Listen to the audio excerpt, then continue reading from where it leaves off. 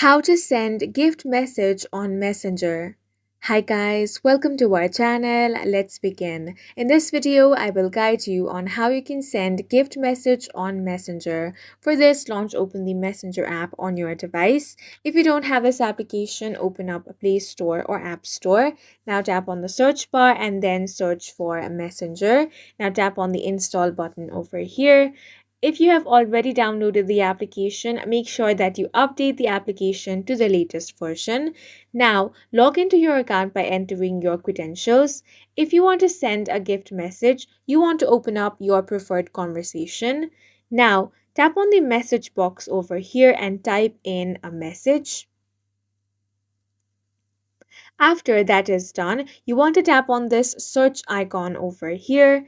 Now you're going to find different effects here. Simply swipe and here you will find this gift box.